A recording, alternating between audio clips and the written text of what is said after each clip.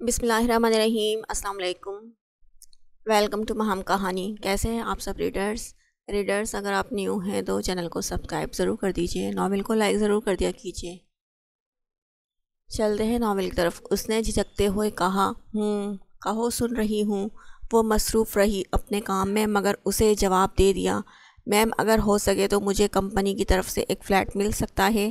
اس نے ایک ہی سانس میں اپنا مدعا بیان کیا۔ اس کی بات پر ملکہ نے چونک کر سر اٹھا کر اسے دیکھا، پھر گہرا سانس ہوا میں تحلیل کیا۔ آپ نے کمپنی کے رولز اینڈ ریگولیشنز نہیں پڑھے؟ جو ایمپلائی 5 سال اس کمپنی کو دیتا ہے اسے ہی کمپنی رہائش دیتی ہے، اور آپ کو یہاں کام کرتے مشکل سے 1 سال بھی نہیں ہوا، اور ایسا تقاضا حیرت ہے۔ وہ ہاتھ میں پکڑے پین کو ٹیبل پہ رکھے انگلیوں سے گول گول گھماتے ہوئے سرد لہجے میں بولی، میرے گھر میں گزارا مشکل ہو گیا ہے۔ جو کماتی ہوں ماں کے ہاتھ پہ دے دیتی ہوں۔ باپ نشئی، ماں کو مار پیٹ کر سارا کچھ لے کر نشے میں اڑا دیتا ہے۔ تنگ آ گئی ہوں میں اس روز کے جھگڑوں سے۔ وہ برا سا منہ بنا کر بولی۔ ملکہ اس کی باتوں کو خاموشی سے سن رہی تھی۔ تمہاری اسٹڈیز کس کام کی ہیں جب ایسے چھوٹے چھوٹے مسئلوں کو سلجھا نہیں سکتی؟ خدا نے جو دیا ہے اس میں خوش رہنا سیکھو، اور ویسے بھی ایک جوان لڑکی کا تنہا رہنا ٹھیک نہیں۔ ٹھیک ہے، تم جاؤ اور جا کر لاشاری گروپس آف کمپنیز کے ایم ڈی سے میری میٹنگ فکس کرواؤ۔ وہ سنجیدگی سے کہتے ہوئے دوبارہ سامنے موجود فائل پر متوجہ ہو گئی۔ خود آگے پیچھے نوکر چاکر ہیں، جو مرضی کھاتی پیتی ہیں، پیسوں میں کھیل رہی ہیں اور دوسروں کو نصیحتیں۔ واہ۔ وہ دھیمی آواز میں منہ میں بڑبڑاتے ہوئے وہاں سے باہر نکل گئی۔ ملکہ نے رسٹ واچ پر وقت دیکھا تو اپنی ریوالونگ چیئر سے اٹھ کر کھڑی ہو گئی اور تیزی سے موبائل پر کال ملائی۔ ہیلو سلسبیل، کہاں ہو تم؟ کب سے تمہیں کال کر رہی ہوں، تم اٹینڈ کیوں نہیں کر رہے تھے؟ جیسے ہی سلسبیل نے کال اٹینڈ کی، ملکہ نے غصے میں بولنا شروع کر دیا، کیونکہ وہ کب سے کال کر رہی تھی لیکن سلسبیل نے کال اس کی اٹینڈ نہیں کی تھی۔ سو سوری ملکہ جی، میں راستے میں ہوں اور ادھر ٹریفک بھی بہت ہے، بس 20 منٹ تک پہنچنے والا ہوں۔ سلسبیل نے اس کی غصے سے بھری آواز سن کر سنجیدگی سے کہا، کیونکہ وہ خود بھی جانتا تھا کہ وہ لیٹ ہو چکا ہے اور آج ان کی بہت ہی امپورٹنٹ اپائنٹمنٹ تھی ایک اسپیشلسٹ سے۔ ملکہ اپنے آفس میں تنفن کرتی ادھر سے ادھر چکر کاٹ رہی تھی۔ اس نے پہلے ہی سلسبیل کو کہہ دیا تھا کہ وہ آفس سے اسے پک کرے گا اور پھر وہ دونوں ایک ساتھ اسپیشلسٹ کے پاس جائیں گے، مگر سلسبیل سلطان آج پھر لیٹ تھا۔ ملکہ کا غصہ ہونا بنتا تھا، لیکن وہ یہ بھی جانتا تھا کہ وہ زیادہ دیر غصہ اس کے ساتھ نہیں رہ سکتی۔ اوکے، تم جلدی پہنچو، انتظار کر رہی ہوں میں۔ ملکہ نے اس کی بات سن کر اصلی سنجیدگی سے کہا، آ رہا ہوں۔ ملکہ جی غصہ مت ہوا کریں، اتنے پیارے چہرے پہ غصہ سوٹ نہیں کرتا، سلسبیل نے شرارتی سے لہجے میں کہا۔ وہ ایسا ہی تھا، اپنے غموں اور جذبات کو اپنے اندر ہی دفن کر لیتا تھا، خود پر چاہے جو مرضی گزرے لیکن ہمیشہ دوسروں کی پرواہ کرتا تھا۔ کوئی بھی اس سے ناراض ہو جاتا تو اس کی جان پر بن آتی۔ جب تک وہ سامنے والے کو منا نہیں لیتا اسے سکون نہیں آتا، چاہے اس کی غلطی ہو یا نہ ہو۔ وہ ظاہری طور پر جتنا خوبصورت تھا، باطنی طور پر اس سے کئی گنا زیادہ حسین تھا۔ ایک حساس طبیعت اور نرم دل کا مالک تھا۔ اچھا جلدی آؤ، شام ہونے والی ہے، 4:30 ہو چکے ہیں، اب بس 1 ہی گھنٹہ ہے ہمارے پاس، 5:30 بجے ہم نے ہر صورت وہاں پہنچنا ہے۔ تمہیں 4 بجے آنے کا کہا تھا اور تم آلریڈی لیٹ ہو چکے ہو۔ اس نے اپنی کلائی پر بندھی خوبصورت قیمتی واچ پر ٹائم دیکھ کر کہا اور ساتھ ہی کال بند کر دی۔ وہ ملکہ کے خلاف منہ میں بڑبڑاتے ہوئے اس کے کیبن سے باہر آ رہی تھی جب سیڑھیوں سے نیچے اترتے ہوئے ایک زوردار تصادم ہونے کے باعث اس کا وجود ان بیلنس ہوا تھا۔ مقابل اگر اسے بازو سے پکڑ کر نہ سنبھالتا تو سہانا تو بل کھاتی سیڑھیوں سے نیچے جاتی۔ سہانا کے بال کھلے ہوئے تھے جو کہ مقابل کی شرٹ کے بٹن میں الجھ گئے تھے۔ اللہ تعالیٰ آپ کو جو یہ 2 آنکھیں اللہ تعالیٰ نے دی ہیں، کبھی ان کا صحیح استعمال بھی کر لیا کریں۔ سلسبیل سلطان کی نظر غیر ارادی طور پر اس کے ڈیپ گلے پر پڑی تو اس نے نخوت سے سر جھٹکا اور برفیلے لہجے میں کہا، اس کے بال اپنی شرٹ کے بٹن سے نکالنے کے ساتھ ساتھ وہ اسے سنانے میں بھی مصروف تھا۔ ایکسکیوز می مسٹر، کیا مرچیں کھا کر آئے ہو؟ تحمل سے بات کرو، اگر مجھے نظر نہیں آیا تو تمہیں کون سا آ گیا؟ حسین لڑکی دیکھی نہیں ہے ٹرک پن شروع۔ جیسے ہی سہانا کی نظر اس مقابل موجود شخص پر پڑی تو پلٹنا بھول گئی۔ اس کے باقی کے الفاظ اس کے منہ میں ہی دم توڑ گئے۔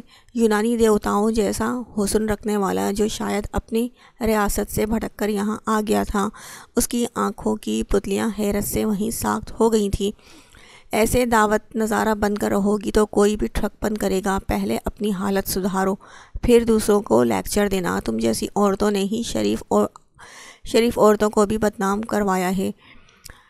اس کا لڑنے کا کوئی موڈ نہیں تھا۔ وہ بیچاری وہ بھاری آواز میں کہتے ہوئے اس کے بال آزاد کرتا جھٹک کر پیچھے ہوا۔ اس کا ایٹیٹیوڈ دیکھ کر وہ چونک سی گئی تھی۔ اس کے سامنے سے وہ اس طرح سے کیسے جا سکتا ہے؟ ہے یو، سہانا نے دانت پیس کر تیز آواز میں اسے مخاطب کیا۔ شٹ اپ، آواز نیچی۔ تبھی وہاں ملکہ کی تیز آواز گونجی تھی۔ سارا اسٹاف متوجہ ہوا۔ ملکہ نے سوچا کہ باہر نکل جاتی ہوں اور گیٹ کے پاس جا کر سلسبیل کا انتظار کرتی ہوں۔ وہ جیسے ہی باہر نکلی اس نے سلسبیل سلطان اور سہانا کا زوردار تصادم دیکھ لیا تھا۔ جانتی ہو کس سے مخاطب ہو؟ ملکہ کی اونچی کڑک آواز سن کر سارا اسٹاف سانس روکے اپنی جگہ پر کھڑا رہا۔ سلسبیل سلطان سے، میرے ہسبینڈ اور اس کمپنی کے مالک۔ سہانا کے گلے سے گلٹی ابھر کر معلوم ہوئی۔ Let's it go please, we are getting late. Salsabil Sultan جو خاموش کھڑا ان دونوں کو سن رہا تھا، اس گھمبیر ماحول کو ختم کرنے کے لیے اس نے ایسا کہا جس سے ملکہ کے چہرے کے تنے ہوئے نقوش ڈھیلے پڑے۔ ملکہ کو خود پہ گڑی نظروں کو جانچتے ہوئے سہانا نے نظریں جھکا لی۔ زبان درازی اس نے جو کچھ دیر پہلے کی تھی، ملکہ نے اس کا کرارا جواب تو دینا تھا، لیکن قسمت اچھی تھی جو بچ گئی تھی، وہ بھی سلسبیل سلطان کی وجہ سے۔ سلسبیل سلطان نے آگے بڑھ کر ملکہ کا ہاتھ تھام لیا تو نہ چاہتے ہوئے بھی ملکہ کو اس کے ساتھ قدم ملانے پڑے۔ وہ دونوں ہم قدم باہر نکل رہے تھے۔ سہانا کی حسد زدہ نظروں نے دور تک ان کا پیچھا کیا جب تک وہ دونوں اس کی نظروں سے اوجھل نہیں ہو گئے۔ روپیہ، پیسہ، عیش و عشرت اور اب ہینڈسم نوجوان شوہر، واہ رے اللہ میاں، تو جسے بھی دیتا ہے چھپر پھاڑ کر دیتا ہے۔ ایسے ویسوں کو دیا، ہم کو بھی نواز دے۔ اب وہ منہ میں بڑبڑاتے ہوئے اپنی جگہ پر آ گئی اور دھپ سے گرنے کے انداز میں چیئر پر بیٹھی۔ دروازہ سبینہ نے کھولا تھا۔ ان دونوں نے سلام کیا اور اندر آ گئیں۔ شکر ہے تم لوگ آ گئے، میرا دل بہت گھبرا رہا تھا، موسم اتنا خراب تھا، میں تو بہت ڈر گئی تھی۔ سبینہ نے ان کو دیکھ کر شکر کیا اور سلام کا جواب دے کر فکر مندی سے کہا۔ وہ بہت پریشان سی تھی کیونکہ موسم خراب تھا اور وہ دونوں بھی اکیلی تھی۔ جی امی، ہم بھی موسم خراب دیکھ کر ڈر گئے تھے، پر شکر ہے بارش نہیں ہوئی۔ دعا نے ماں کو پریشان دیکھ کر گلے لگا کر تسلی دیتے ہوئے کہا۔ اچھا، اب تم لوگ منہ ہاتھ دھو کر فریش ہو جاؤ، میں تب تک تم دونوں کے لیے کھانا لے کر آتی ہوں، پھر بیٹھ کر باتیں کرتے ہیں۔ میں نے اور تمہارے بابا نے تو کھا لیا ہے کھانا، انہوں نے بہت پیار سے ان کو کہا اور کچن کی طرف بڑھ گئی تھیں۔ دعا اور ابریش بھی کمرے میں آ گئیں۔ دعا نے پاؤں کو جوتے کی قید سے آزاد کیا اور عبایا اتار کر ایک طرف لٹکایا۔ تم کچھ پریشان ہوا کیا ہے بتاؤ؟ دعا نے ابریش کی بیزاری دیکھ کر سوالیہ انداز میں استفسار کیا۔ اس نے بھی کل جو ہوا تھا وہ سب کچھ بتا دیا تھا، اس میں اتنی ٹینشن لینے والی کیا بات ہے؟ دعا نے ساری بات سننے کے بعد کہا۔ وہ ابریش کو جانتی تھی، ایسی باتیں اس کو نہیں پسند تھیں، اس وجہ سے وہ پریشان تھی۔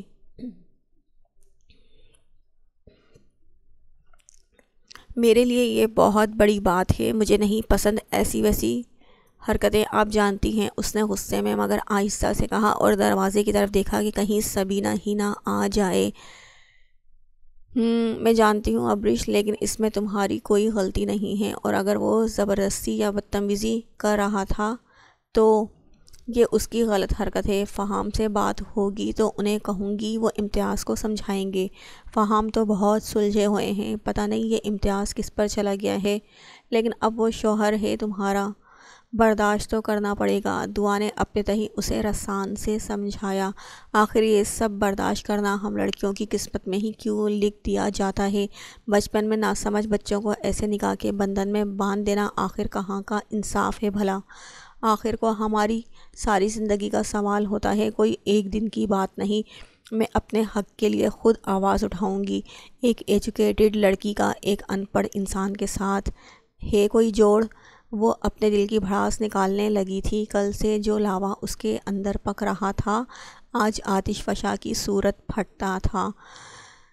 ریلیکس ابریش، سب ٹھیک ہو جائے گا۔ دعا نے اسے پرسکون کرنا چاہا۔ آپ نے ایم اے اسلامیت کیا ہے اور فہم بھائی میٹرک پاس، کوئی جوڑ نہیں آپ دونوں کا۔ لیکن ٹھیک ہے، کچھ بھی نہ ہونے سے کچھ ہونا بہتر ہے، مگر اس اجڑ جاہل گنوار بدتمیز امتیاز کے ساتھ میں ایک پل بھی نہ گزاروں ایک چھت کے نیچے؟ زندگی تو دور کی بات ہے۔ بولتے بولتے اس کی آواز رند گئی تھی، وہ زار رونے لگی تھی۔ ایک انچاہے انسان کے ساتھ زندگی گزارنا کسی عذاب سے کم نہیں۔ دعا آپ ہی میرے جذبات کو سمجھنے کی کوشش کریں، میری زندگی کا سوال ہے۔ بابا سے بات کی تھی میں نے، مگر وہ چپ رہے، انہوں نے کوئی جواب نہیں دیا۔ اپنے بھائی کے سامنے بے بس ہیں وہ، لیکن میں نہیں، میں خود کر لوں گی جو کرنا ہوگا۔ وہ اس کی گود میں سر رکھے سسکنے لگی تھی، مگر روتے ہوئے ہچکیاں بن گئی تھیں۔ آج تم اپنا موڈ خراب نہیں کرو، دیکھو کتنا پیارا موسم ہے۔ دعا جانتی تھی کہ ابریش کو ایسی چھچوری حرکتوں سے کتنی چڑ تھی، اسی لیے اس نے اس کا موڈ ٹھیک کرنے کے لیے بات بدل دی۔ ہاں واقعی میرا فیورٹ ویدر۔ وہ اپنی وجہ سے دعا کو پریشان نہیں کرنا چاہتی تھی، تبھی اپنے آنسو پہنچنے لگی۔ اس کا من ہلکا پھلکا ہو چکا تھا۔ ویسے ابریش تم ہو ہی اتنی کیوٹ کہ تمہیں کوئی دیکھے تو دیکھتا ہی رہ جائے۔ دعا نے ابریش کا موڈ فریش دیکھ کر شرارت سے کہا، مکھن مت لگائیں آپی۔ اس نے دعا کی شرارت سمجھ کر جھینک کر کہا۔ کچھ دیر میں سبینہ کھانا لے کر آ گئی تھیں۔ امی کیا بنایا ہے آپ نے؟ سبینہ نے ان کے ہاتھ میں ٹرے دیکھ کر پوچھا۔ خود ہی دیکھ لو، انہوں نے مسکراتے ہوئے کہا اور ٹرے کو چھوٹی ٹیبل پر رکھ دیا۔ ارے واو، چکن پلاؤ، پکوڑے اور پودینے کی چٹنی۔ اس نے ڈونگے سے ڈھکن ہٹا کر دیکھا تو ایک دم سے چٹخارا لے کر بولی۔ اس کے منہ میں پانی بھر آیا۔ اس کو پلاؤ اور پکوڑے بہت پسند تھے اور اس موسم میں تو وہ یہ سب بہت ہی زیادہ شوق سے کھاتی تھی۔ ہاں جی، مجھے پتا تھا تمہیں یہ بہت پسند ہے، تم گھر ہوتی تو ضرور بناتی، لیکن تم گھر نہیں تو میں نے بنا دیے اپنی بیٹی کے لیے۔ انہوں نے بہت پیار سے ابریش کے چہرے کی طرف دیکھ کر کہا، امی you are so sweet and lovely. Abrish نے بہت پیار سے کہا اور بھاگ کر ماں کے گلے لگ گئی۔ سبینہ نے بھی اس کو پیار سے گلے لگا لیا اور اس کے ماتھے پر پیار کیا۔ دعا ان ماں بیٹی کا پیار دیکھ رہی تھی۔ ارے دعا ادھر آؤ، اداس کیوں ہوتی ہو؟ تم تو میری صابر بچی ہو۔ سبینہ نے دعا کو بھی اپنے پاس بلایا، وہ بھی آ کر ان کے گلے لگ گئی۔ چلو اب تم دونوں کھانا کھا لو، ٹھنڈا ہو جائے گا، میں کچن میں تھوڑا کام نپٹا لوں، انہوں نے پیار سے کہا۔ وہ جانتی تھی ان دونوں کو بھوک لگی ہوئی ہے۔ ٹھیک ہے امی، دعا نے کہا اور پانی پینے لگی۔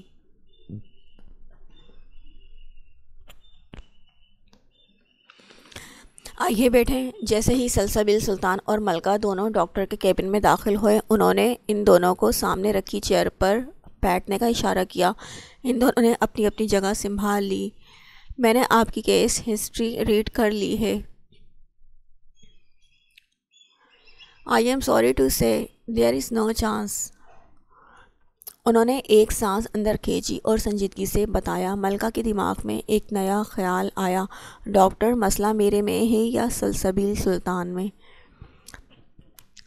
اس نے ایک بار پھر سے اپنی تسلی کے لیے کنفرم کرنا چاہا۔ آپ کے ہسبینڈ 100% فائن ہیں، ڈاکٹر نے پر اعتمادیت سے جواب دیا۔ یعنی کہ مسئلہ اس میں تھا۔ اس نے لب بھینچ لیے، پھر گہرا سانس لیتے ہوئے دوبارہ سے بات کا آغاز کیا۔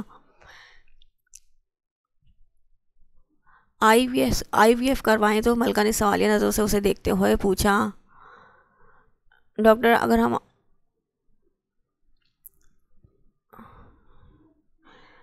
سیروگیسی پتہ بھی ہے کیا ہے؟ ڈاکٹر نے حیران کن انداز میں پوچھا۔ ملکہ نے لاپرواہی سے شانے اچکا دیے۔ سیروگیسی میں آپ ایک عورت کا یوٹرس سمجھ لیجئے کرائے پر لیتے ہیں۔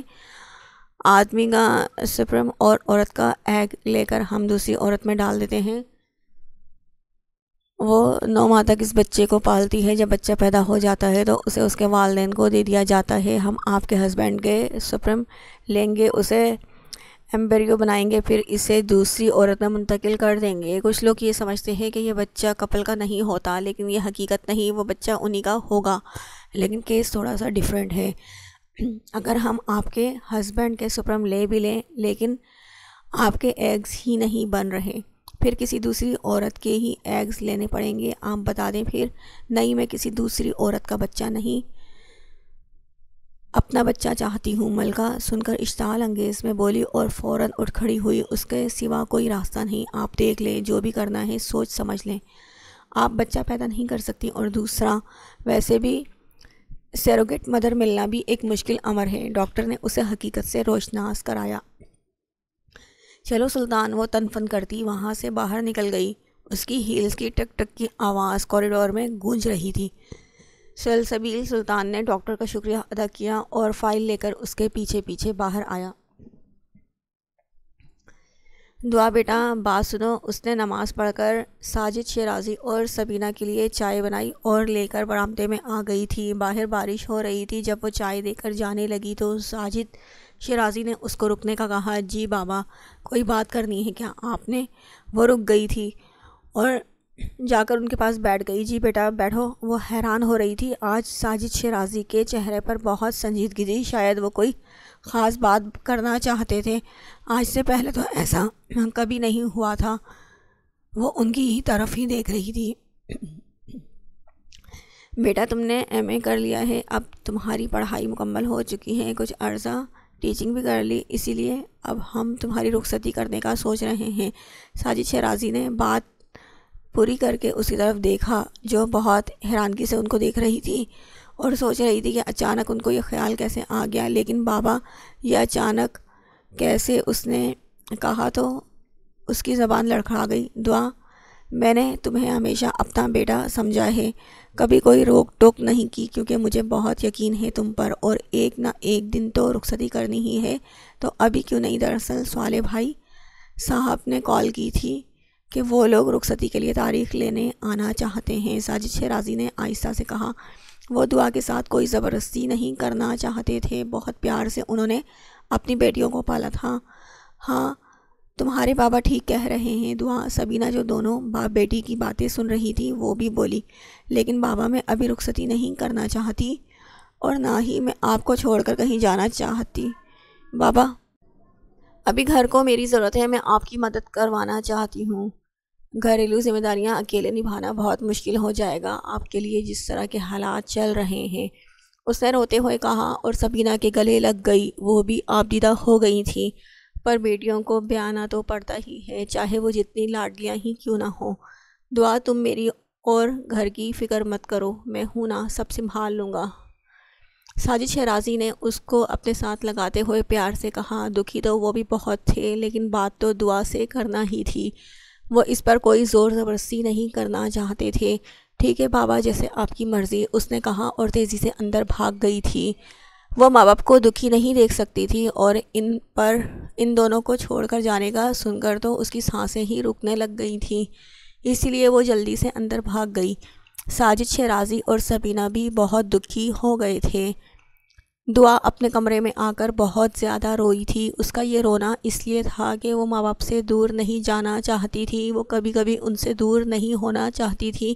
اس نے ہاں بھی ماں باپ کی خوشیوں کے لیے ہی کی تھی، اور اس کو یہ بھی پتہ تھا اس کے ماں باپ کبھی بھی کوئی بھی غلط فیصلہ نہیں کریں گے۔ اس کی زندگی کا کوئی غلط فیصلہ نہیں کریں گے۔ خوب سارا رونے کے بعد اب وہ غلط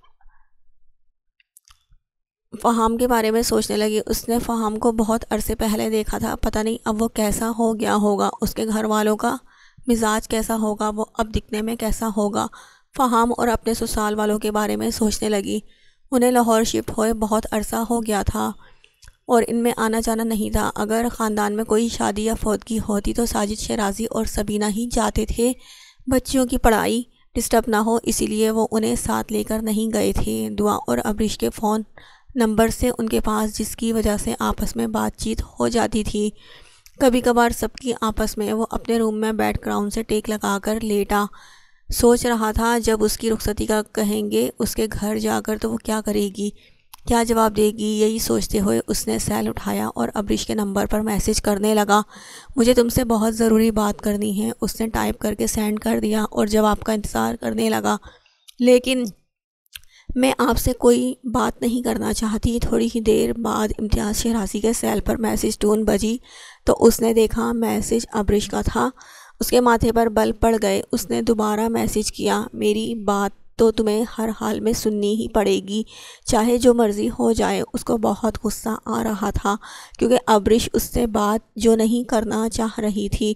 مسٹر امتیاز شیرازی، میں کوئی آپ کی ملازمہ یا مریدنی نہیں ہوں جو آپ کے روپ میں آ جاؤں گی اور آپ کے ایک اشارے پر آپ کے پاؤں میں گر جاؤں گی۔ میں ایک جیتی جاگتی انسان ہوں اور اپنی مرضی کی مالک ہوں۔ نہیں کرنی میں نے کوئی بھی بات آپ سے، سمجھے؟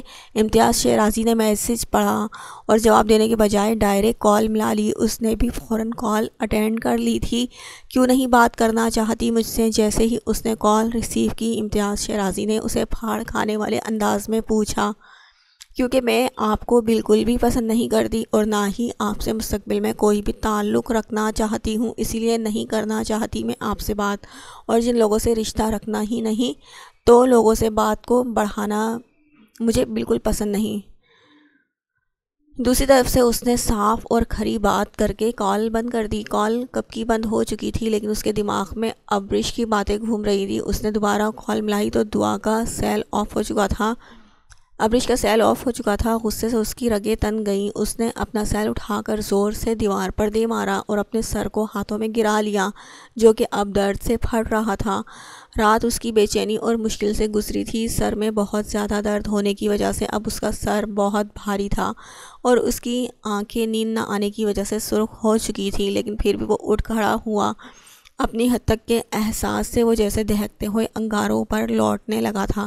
کھانا کیوں نہیں کھایا آپ نے؟ سلسبیل سلطان نے ملکہ کے پاس آتے ہوئے نرم لہجے میں استفسار کیا۔ مجھے بھوک نہیں، تم کھا لو، ملکہ نے اپنے ہاتھوں کی لکیروں کو دیکھتے ہوئے آہستگی سے کہا۔ کھانا نہ کھانا کسی مسئلے کا حل تو نہیں، سلسبیل نے نہایت شائستگی سے کہا۔ اچھا یہاں بیٹھو، ملکہ نے اس کے لیے اپنے ساتھ جگہ بنائی۔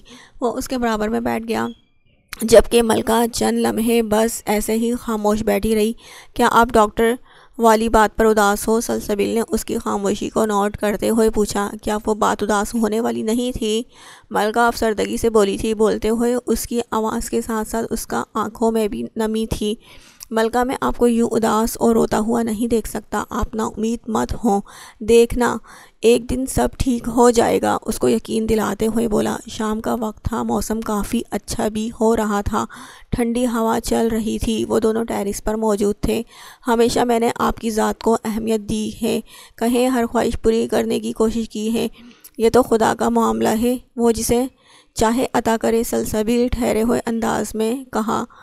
مجھے بچہ چاہیے سلطان، وہ ضدی انداز میں بولی۔ ہم کوئی بچہ ایڈاپٹ بھی کر سکتے ہیں، سلسبیل نے مسئلے کا حل نکالا۔ نہیں، ملکہ نے جارحانہ تیوروں سے یکدم اسے پلٹ کر دیکھتے ہوئے نفی میں سر ہلایا۔ اوف، میں آپ کو کیسے سمجھاؤں؟ سلسبیل سلطان نے اپنا سر دونوں ہاتھوں میں تھام کر نیچے گرا لیا۔ سلطان، ملکہ نے اسے چپ دیکھ کر پکارا۔ اس نے چونک کر سر اٹھایا اور اسے دیکھنے لگا۔ تم مجھ سے پیار کرتے ہو؟ یہ کیسا سوال ہے؟ وہ تندھی سے بولا۔ مجھے جواب چاہیے، وہ بزد تھی۔ ہاں کرتا ہوں، اس کی آواز دور کسی کھائی سے آتی ہوئی معلوم ہوئی۔ پھر مجھے آج اپنے پیار کا ثبوت چاہیے، وہ اس کی بھوری گہری آنکھوں میں دیکھ کر بولی۔ کیسا ثبوت؟ وہ ابرو اچکا کر بولا۔ میری بات مان کر۔ کون سی بات؟ صاف صاف بتائیں، اگر تم مجھ سے پیار کرتے ہو تو دوسری شادی کر کے بچہ مجھے دے دو۔ مجھے بچہ چاہیے، وہ بھی صرف تمہارا۔ وہ ایک ہی پل میں دل میں آیا خیال بتا گئی۔ ملکہ، تم اس طرح کی بات سوچ بھی کیسے سکتی ہو؟ مجھے تمہاری ہر بات منظور ہے، مگر یہ نہیں، آئندہ مجھے فورس نہیں کرنا، یہ سب کوئی مذاق یا کھیل نہیں، سمجھ نہیں آتی تمہیں؟ بچہ کسی ایپ سے نہیں ملتا جو پلے اسٹور سے انسٹال کر کے تمہارے ہاتھ میں رکھ دوں گا۔ دوبارہ مجھ سے اس ٹاپک پر بات کرنے کی کوشش بھی مت کرنا۔ وہ لہجے میں قطعیت لیے درشتگی سے بولا۔ آج پہلی بار وہ ملکہ کے آگے جی لگانا بھولا تھا اور پہلی بار اتنی بلند آواز میں دھاڑا تھا کہ ملکہ اس کی گرجدار آواز سن کر پل بھر کو سہم گئی تھی۔ اس کے رونگٹے کھڑے ہو گئے تھے۔ وہ سانس روکے اس کے غسیلے روپ کو حیران کن نظروں سے دیکھے گئی۔ ملکہ کو اپنی آنکھوں کے سامنے اندھیرا چھاتا محسوس ہوا۔ اس سے پہلے کہ وہ گر جاتی، سلسبیل سلطان نے فوراً سے بیشتر آگے بڑھ کر اسے سہارا دیا۔ ملکہ نے اس کے خوبرو چہرے کو دیکھا۔ سلسبیل سلطان کو وہ بہت چینج سی لگی تھی۔ اس کی بڑی بڑی آنکھیں سرخ اور سوجی ہوئی تھیں۔ وہ آنکھوں میں عجیب ویرانی سی تھی۔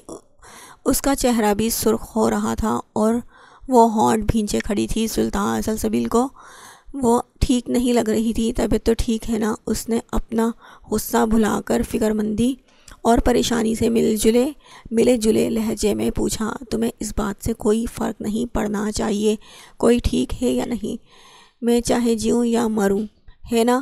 حصار توڑ کر اس نے سلسبیل کے بازو کو جھٹکا۔ آخر کیا چاہتی ہو تم مجھ سے؟ کیا میں اپنی مرضی سے سانس لینا بھی چھوڑ دوں؟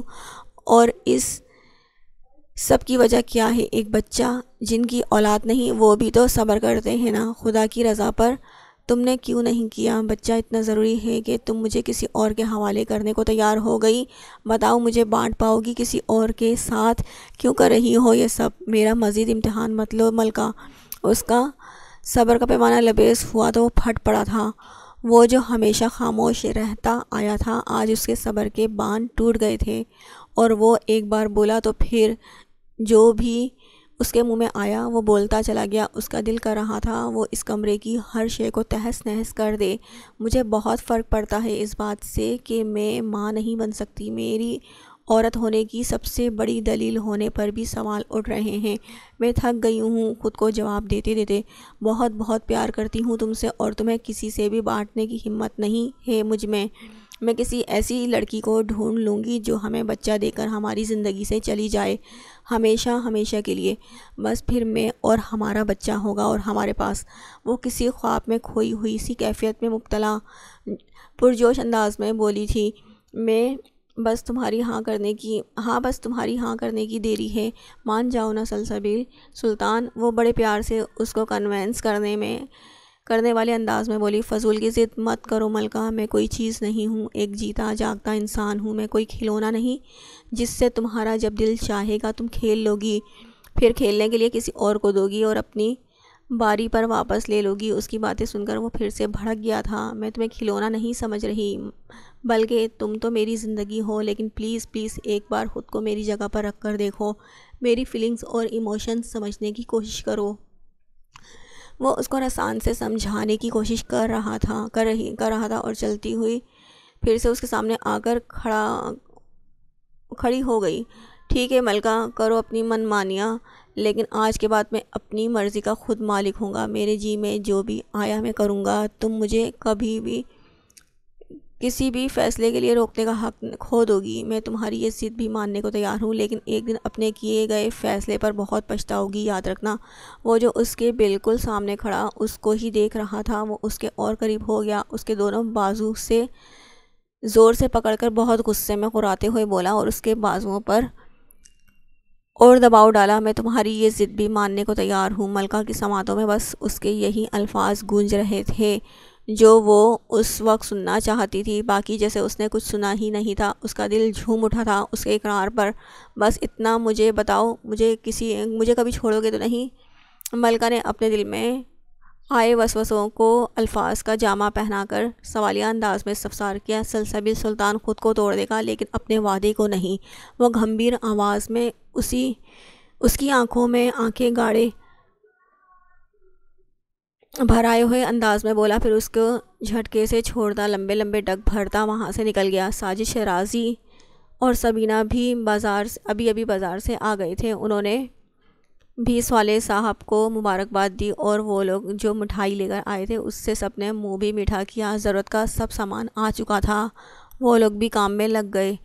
جو کچھ بھی بنانا تھا وہ سبینہ ان کو پہلے ہی بتا دیا تھا سبینہ نے ان لوگوں کو، وہ دونوں ہی کام میں لگی تھی، باقی تینوں بھی ان کی چھوٹے چھوٹے کاموں میں مدد کروا رہی تھی کیونکہ کام کافی زیادہ تھا اور ٹائم بہت کم۔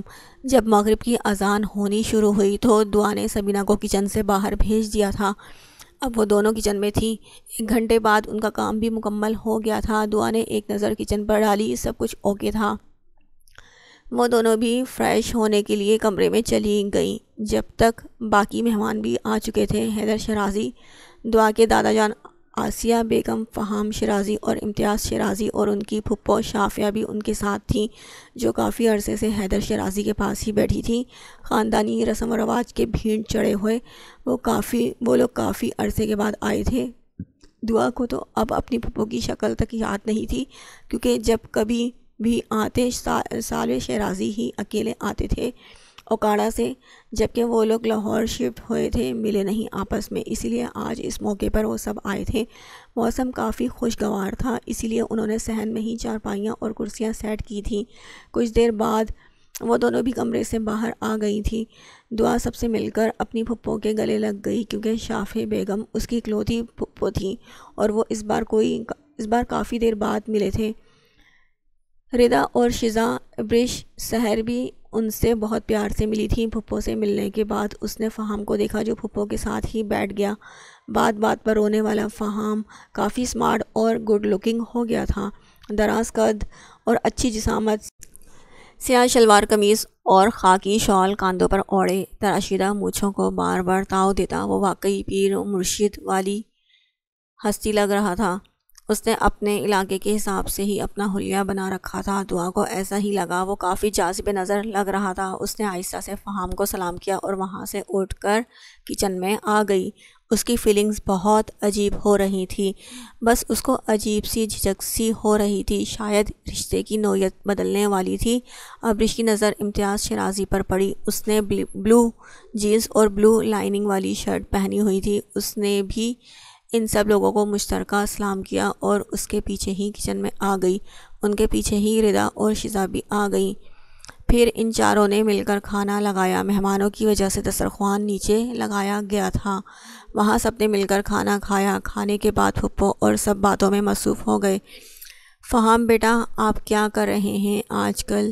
ساجد شیرازی نے خاموش بیٹھے فہام سے پوچھا۔ چچا، وہی کر رہا ہوں جو دادا جان اور بابا کرتے آئے ہیں، میں بھی لوگوں کا بھلا ہی کر رہا ہوں، اس نے بہت آہستہ سے جواب دیا۔ بھائی صاحب، اپنے علاقے میں بڑا نام ہے، میرے فہام کا سارا علاقہ اس کے گن گاتا ہے۔ اس نے اتنے لوگوں کے لیے دعا کی ہے، لوگ تو خاص دور دور سے آتے ہیں اپنے رکے ہوئے کام کے لیے دعا کروانے، اور میرا امتیاز تو بس نہ پوچھیں، اس جیسا نیک اور صالح بیٹا خدا کسی کسی کو ہی دیتا ہے۔ آسیہ بیگم اتنا پڑھی ہوئی تو نہیں تھی، لیکن پھر بھی اس کو جیسے سمجھ تھی اس نے ویسے ہی ساجد شیرازی کو بھی بتایا اور ان کی تعریفیں کرنے لگیں۔ آخر وہ ماں تھی، اس نے تو کرنی ہی تھی تعریفیں بیٹوں کی۔ ماشاءاللہ ماشاءاللہ، بہت اچھی بات ہے، اللہ اور زیادہ ترقی دے۔ ساجد شیرازی کی گویا بہت تسلی ہوئی سن کر۔ آخر معاملہ بیٹی کی رخصتی کا تھا، ان کو فہام بہت اچھا لگا تھا۔ 100 برسہ وہ اس سے کافی دیر کے بعد ملے تھے، اب تو اس میں کافی بدلاؤ آ گیا تھا۔ جی بھائی صاحب، آپ تو جانتے ہیں کتنی مشکل سے پڑھایا ہے میں نے فہام کو، حالانکہ ہمارے ہاں آپ تو جانتے ہیں کالج یونیورسٹیوں میں جانا کتنا معیوب سمجھا جاتا ہے۔ انہوں نے انڈائریکٹلی دعا اور ابرش کو بات لگائی تھی۔ سبینہ خوب سمجھ رہی تھی آسیہ کی ڈھکے چھپے انداز میں طعنہ زنی کو، اور اب تو فہام اپنے دادا جان اور ابو کو بھی کام نہیں کرنے دیتا، سب کچھ خود سنبھال لیا ہے اس نے۔ اللہ میرے بیٹے کی لمبی عمر کرے اور زیادہ سے زیادہ کامیابیاں عطا کریں، آسیہ سب کو بہت فخر سے بتا رہی تھی، اور دعا بھی کچن میں چائے بناتے ہوئے سب کچھ سن رہی تھی۔ میں جانتا ہوں اللہ نے ہمارے بزرگوں کو بہت عزت دی ہے اور اب فہام کو بھی دے گا انشاءاللہ۔ انہوں نے بات سن کر آسیہ بھابھی کو جواب دیا۔ بھائی صاحب، ہمارا یہاں آنے کا مقصد آپ جانتے ہی ہیں، بس اب ہم اپنی بہوؤں کی رخصتی چاہتے ہیں، آپ لوگ انکار نہیں کرنا۔ صالح شیرازی جو ان دونوں کی باتیں چپ کر کے سن رہے تھے، انہوں نے بات کا آغاز کیا اور کہا، جبکہ رخصتی کی بات شروع ہوئی تو فہم کو کسی کی کال آئی تھی۔ اس نے فون سائلنٹ موڈ پہ لگایا ہوا تھا، وائبریشن محسوس کر چکا تھا، اس لیے وہاں سے اٹھ کر سیڑھیاں چڑھ کر اوپر چھت پر چلا گیا تھا۔ دعا نے اس کو اوپر جاتے دیکھا تھا۔ شاید فہم ابھی بھی ویسا ہی شرمیلا سا ہے جیسا بچپن میں تھا۔ اس نے دل ہی دل میں سوچا، سبینہ تم بھی تو کچھ بولو، تم کیوں چپ کر کے بیٹھی ہو؟ آسیہ نے چپ بیٹھی سبینہ سے کہا، ارے میں کیا بولوں؟ آپ کے دیور جی جو فیصلہ کریں گے وہ ہمیں بھی منظور ہوگا۔ وہ دعا اور ابرش کے بابا ہیں اور ان سے بہت پیار کرتے ہیں، وہ ان کی زندگی کے بارے میں کبھی بھی کوئی غلط فیصلہ نہیں کریں گے۔ سبینہ دھیمے لہجے میں بولی۔ وہ بہت اداس ہو گئی تھی، ان سے کوئی بات ٹھیک سے نہیں ہو رہی تھی، اسی لیے وہ پھر سے چپ ہو گئی تھی، اور ویسے بھی فیصلہ تو وہ لوگ پہلے ہی کر چکے تھے، اب تو بس ہاں کرنی تھی۔ بھائی بھابھی آپ میرے حالات سے اچھی طرح واقف ہیں، مجھے اس رحمت سے کوئی اعتراض نہیں ہے، لیکن ابھی میں ایک ساتھ دو بیٹیوں کو رخصت کرنے کی حالت میں نہیں۔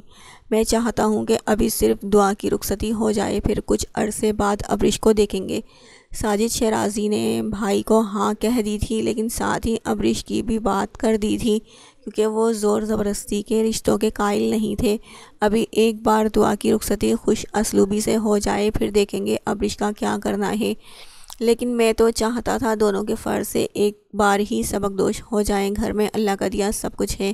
ساجد تم دونوں کی رخصتی کی تیاری کرو، بے شک ابرش کو کچھ مت دینا، ہم خود بنا لیں گے۔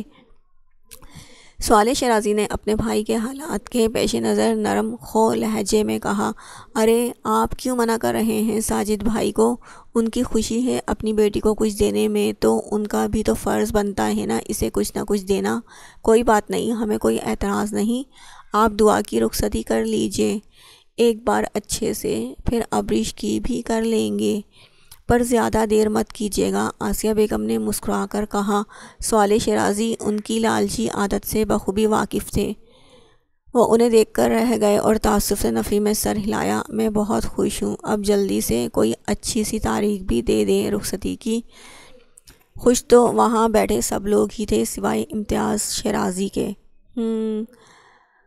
ہم نے دعا کو بہت لاڈ پیار سے پالا ہے، اس کا خیال رکھیے گا، بیٹی بنا کر رکھیے گا۔ سبینہ بہت آبدیدہ ہو گئی تھی، انہوں نے نم نگاہوں سے آسیہ بیگم کو دیکھتے ہوئے کہا، ارے یہ بھی بھلا کوئی کہنے والی بات ہے؟ دعا میری بیٹی ہے اور میں اس کو ایسے ہی اپنی جان کے ساتھ لگا کر رکھوں گی، آپ لوگ پریشان نہ ہوں، بس منہ میٹھا کریں۔ آسیہ بھی دکھی ہو گئی تھی، اس نے اٹھ کر سبینہ کو گلے لگا لیا۔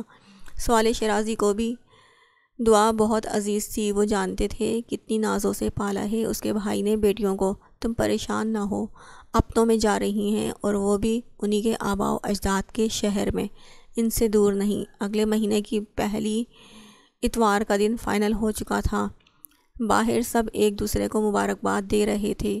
سمرہ اور شزا بھی باہر چلی گئیں۔ ابرش نے سکون کی سانس لی اور دل ہی دل میں اپنے پروردگار اور اپنے بابا کا شکریہ ادا کیا کہ وہ اس بات کو سمجھ گئے تھے۔ وہ نوافل ادا کرنے اپنے کمرے میں چلی گئی۔ اب وہ اکیلی کچن میں کھڑی تھی، چائے کافی دیر سے بن گئی تھی، لیکن ابھی کسی نے چائے لانے کا نہیں کہا تھا۔ دعا بھابھی آپ کو باہر بلا رہے ہیں۔ وہ سوچوں میں گم کھڑی تھی جب امتیاز شیرازی اندر اس کو بلانے آیا۔ وہ ابرش سے بات کرنا چاہتا تھا تبھی آیا تھا، لیکن ابرش وہاں تھی ہی نہیں، وہ اس کے آنے سے پہلے جا چکی تھی وہاں سے۔ اسے وہاں نہ پا کر اس کے چہرے کے نقوش تن گئے تھے۔ آپ چلیں بھائی، میں آتی ہوں، اس نے آہستہ سے کہا اور دوپٹہ ٹھیک کر کے سر پر جمایا اور باہر آ گئی تھی۔ بے شک امتیاز رشتے میں اس کا چھوٹا دیور تھا، لیکن عمر میں اس سے بڑا تھا، اسی لیے اس نے اس سے بھی اس لحاظ سے بات کی۔ شافیہ پھپھو نے اس کو اپنے پاس بٹھایا اور اس کو پیار کر کے اس کے ہاتھ کو اپنے ہاتھ میں پکڑا اور کچھ روپے رکھ دیے، پھر اسے مٹھائی بھی کھلائی۔ وہ سر جھکا کر بیٹھی تھی۔ حیدر شیرازی نے بھی اس کو پیار دیا، پھر سوال شیرازی اور آسیہ بیگم نے بھی رسم کی۔ ماں باپ کو چھوڑنے کا سوچ کر اس کو گھبراہٹ ہونے لگ گئی تھی۔ اس کی گھبراہٹ سبینہ بیگم سے چھپ نہیں سکی تھی، اسی لیے انہوں نے سمرہ کو کہا کہ وہ اس کو اندر لے جائیں۔ فہم ابھی بھی اوپر ہی تھا، وہ نیچے نہیں آیا تھا۔ اس نے 2-3 بار کالز کی، بیل جا رہی تھی، لیکن ابرش نے کال اٹینڈ نہیں کی۔ اس کی بے چینی اور زیادہ بڑھ گئی۔ اس نے 2-3 میسیجز کیے لیکن کوئی جواب نہیں آیا۔ اور وہ جلد از جلد ابرش سے بات کرنا چاہتا تھا، لیکن وہ ایسی کمرے میں جا کر چھپ گئی تھی کہ باہر ہی نہیں نکل رہی تھی۔ اسے سب کے سامنے اس کے کمرے میں جانا بھی معیوب لگا۔ ابرش نے نوافل ادا کرنے کے بعد اس کی کال اٹینڈ کر لی۔ کال کیوں نہیں اٹینڈ کر رہی تھی تم؟ جیسے ہی اس نے کال پک کی، امتیاز شیرازی نے انتہائی غصے سے پوچھا۔ میں کوئی آپ کی ملازمہ نہیں ہوں جو فوراً کال اٹینڈ کر لوں آپ کی۔ آگے سے بھی بہت غصے سے جواب دیا گیا۔ میری بات کا جواب دو، تمہارے گھر والوں نے تمہاری رخصتی سے انکار کیوں کر دیا؟ اس کو پتہ تو تھا، لیکن پھر بھی وہ اس سے پوچھ رہا تھا کیونکہ وہ اس کے منہ سے سننا چاہتا تھا۔ کیونکہ میں تم سے کوئی رشتہ نہیں رکھنا چاہتی۔ تو تم کیوں پیچھے پڑ گئے ہو میرے؟ نہیں کرنا چاہتی میں تم سے کوئی بات۔ نفرت ہے مجھے تم جیسے لوگوں سے جو دوسروں پہ اپنی حاکمیت جماتے ہیں، انہیں پل پل ذلیل کرتے ہیں۔ غصے میں اس کے منہ میں جو بھی آیا وہ بولتی چلی گئی۔ تم نے جو بولنا تھا وہ بول لیا، اب غور سے میری بات سنو۔ تم میری ہو اور میری ہی رہو گی۔ تمہارے نام کے ساتھ میں کسی اور کا نام جڑنے نہیں دوں گا۔ یاد رکھنا، امتیاز شیرازی کی حاکمیت جس پر قائم ہو جائے وہ اسے کسی طور ہاتھ سے جانے نہیں دیتا، اور تم تو نکاح میں آ کر میری پابند ہو چکی ہو، میں کیسے تم کو کسی اور کا ہونے دوں؟ امتیاز شیرازی نے اس کی ساری باتیں بڑی برداشت کے ساتھ سنی تھی۔ پھر اس نے اپنی بات کہنا شروع کی تو ابرش سن کر صدمے سے گنگ رہ گئی تھی۔ کوئی انسان اتنا بھی گر سکتا ہے کیا؟ اس نے کبھی سوچا بھی نہیں تھا۔ تمہیں جو کرنا ہے کرو، میری نہ ہاں میں نہیں بدلے گی، سمجھے؟ اس نے ہمت کر کے کہہ تو دیا تھا، لیکن اندر سے وہ بہت ڈر گئی تھی اس کے اتنے سخت الفاظ اور دھمکیاں سن کر۔ یہ تو وقت ہی بتائے گا ہاں ہوتی ہے کہ نہ۔ میں عزت سے رخصتی کا پیغام میں نے بھیجا تھا، لیکن آپ لوگوں نے انکار کر دیا نا۔ اب دیکھنا جو بھی کروں گا میں ہی کروں گا، تیار ہو جاؤ تم لوگ۔ اللہ حافظ۔ اس نے ایک ایک لفظ کو چبا چبا کر بہت غصے میں کہا اور کال بند کر دی۔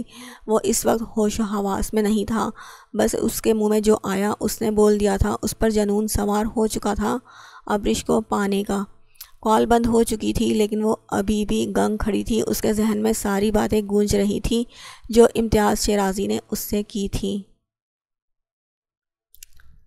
کوئی انسان اتنا بھی گر سکتا ہے، اس نے کبھی سوچا بھی نہیں تھا۔ وہ کیا کرے، کس کو بتائے؟ اس کو بھی کچھ سمجھ نہیں آ رہا تھا۔ سلسبیل سلطان بھی آج یونیورسٹی نہیں آیا تھا۔ اگر وہ آتا تو اس سے شیئر کر لیتی۔ اس کا دل دکھ سے بھر گیا اور آنکھوں میں آنسو آ گئے۔ وہ خود کو بہت بے بس محسوس کر رہی تھی، لیکن پھر اس نے جلدی سے چہرہ صاف کیا اور سب کے پاس آ کر بیٹھ گئی۔ وہ کسی کو اپنی پریشانی دکھانا نہیں چاہتی تھی۔ وہ سب جانے کے لیے اٹھ کر کھڑے ہو گئے۔ امتیاز شیرازی گھر سے پہلے ہی نکل کر باہر گاڑی میں بیٹھ چکا تھا۔ فہام بھی چھت سے نیچے آ چکا تھا۔ اس نے دعا کو ایک نظر دیکھا تو وہ نظریں جھکا گئی۔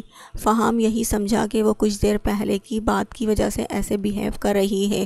وہ اس کو دیکھ کر مسکرا دیا۔ وہ لوگ تقریباً 11:15 بجے واپس اپنے گھر اوکاڑا پہنچ گئے تھے۔ دعا اور ابرش سب سمیٹ کر اپنے اپنے بستر پر لیٹی تھی کہ دعا کی موبائل اسکرین جگمگانے لگی۔ میسج نوٹیفیکیشن تھی۔ اس نے دیکھا فہام کا میسج تھا۔ چلو محبت کو کچھ اس طرح بانٹ لیتے ہیں۔ سمندر تمہارا، لہریں ہماری،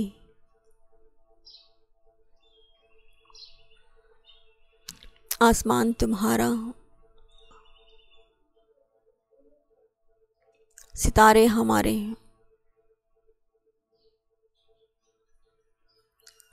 چاند تمہارا، چاندنی ہماری،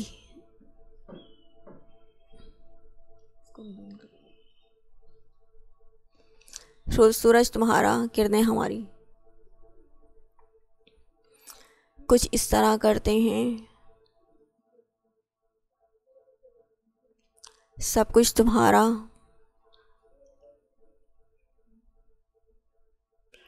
اور ہم تمہارے اور تم ہمارے۔ اتنے خوبصورت ترین الفاظ پڑھتے ہوئے خوشی سے دعا کی آنکھیں بھی موبائل اسکرین کی طرح جگمگانے لگیں۔ نہ جانے اس کی یہ خوشی کب تک قائم رہنے والی تھی۔ تمہارا اور ابرش کا پروجیکٹ کہاں تک پہنچا؟ سلسبیل اپنی اسپورٹس بائک پر ایک ٹانگ رکھے بیٹھا فاتح سے باتوں میں مصروف تھا۔ جب ابرش کو گارڈن میں بیٹھا دیکھ کر اسے کچھ یاد آیا۔ Almost and about to submit. اور تمہارا؟ فاتح نے جواب دیتے ہی سوال کیا۔ ہم سیم۔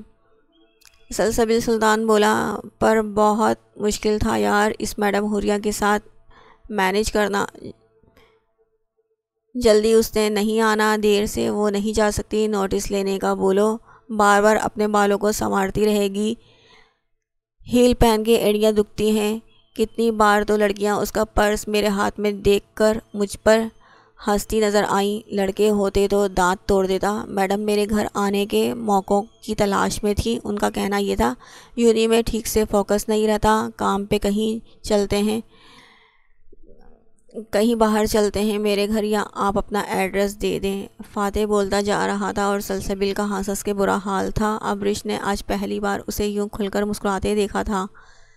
وہ اس کی سحر زدہ مسکراہٹ پل بھر کو اس سے نظریں نہیں ہٹا سکی، پھر اسے مسکراتے دیکھا، لیکن جب اس نے سلسبیل کی آنکھوں کو غور سے دیکھا، ان میں ہلکی ہلکی نمی گھلنے لگی تھی۔